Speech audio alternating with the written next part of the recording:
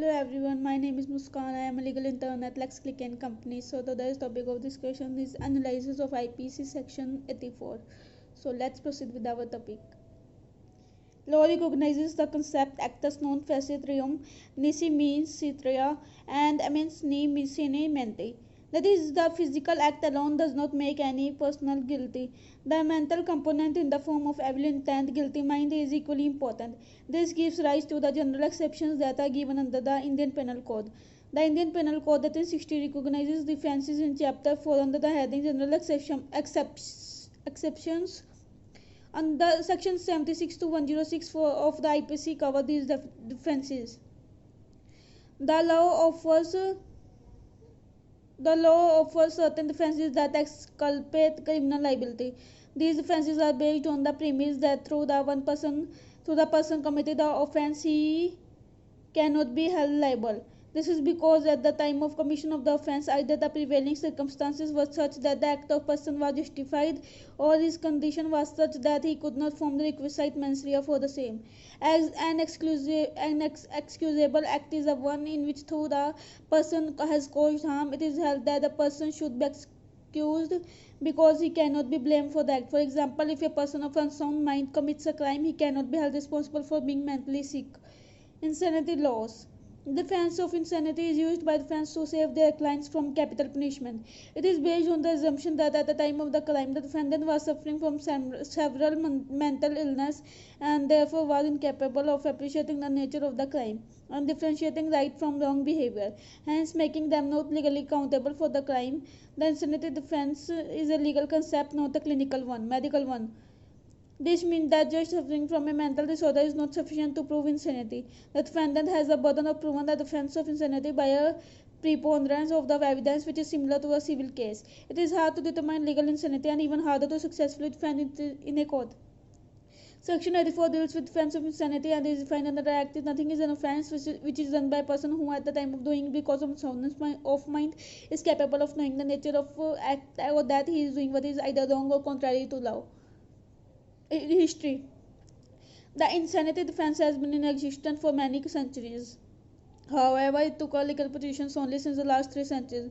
Section 8 of IPC, based on Magnatan's rules of 1843. In England, Mr. Daniel MC Norton, while labouring under the delusion of persecution, killed Mr. Edmund Drummond, the private secretary of British Prime Minister Mr. Robert Peel, in mistake for the latter. It was shown that MC Norton had transcribed by a business shortly before the act and had shown no sense of insanity. The defence put forth the plea of insanity and the accused was acquitted. Due to adverse public reaction, the House of Lords decided to probe into the subject.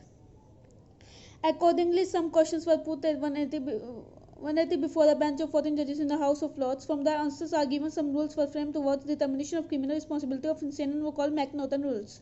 It states that to establish an offence on the grounds of insanity, it must be clearly proved that at the time of committing the act or making the omission, the accused was labouring under such a defect of reason from disease of the mind as not to know the nature and quality of the act he was doing, or if he knew what he was doing, that he did not know it was wrong. Essential ingredients. After evaluating and analyzing the insanity section, the essential ingredients can be divided into 3 parts. That the accused was of unsound mind, that he was of unsound mind at the time he did the act and not merely before or after the act. That as a result of unsoundness of mind, he was incapable of knowing the nature of the act, and that what he was doing was either wrong or contrary to law. Further is the explanation element, case laws for each of these sections for a better understanding as to how the court decide and evaluate all of these ingredients. Unsoundness of mind.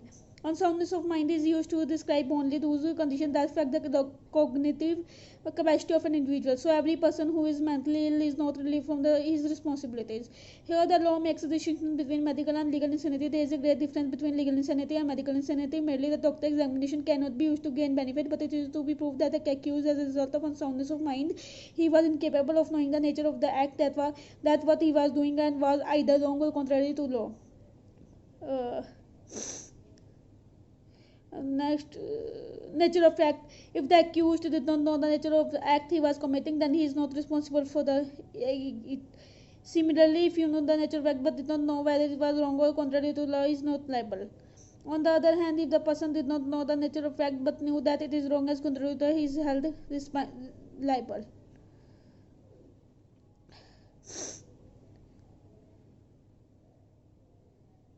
So let's conclude our topic. It can be said that the laws relating to this field are well established already in India. The insanity plea in India is criticized to the utmost importance so that no false praise can pass through and no dangerous person can be set free. Successful scrutiny is evident from the data of plays being successfully for insanity. Insanity pleas has success rate of about 17% in Indian high courts in the past decade. Thus, it can be said that the plea of insanity serves its purpose with a well-established legal system and hence protects the interest of society. At the same time, it is suggested that there should be well-defined definition of the term mental insanity to avoid the various controversies and confusions that arise in understanding and differentiating between the mental disease and the actual insanity of mind sought by court or so-called legal insanity to make the defense available to the accused.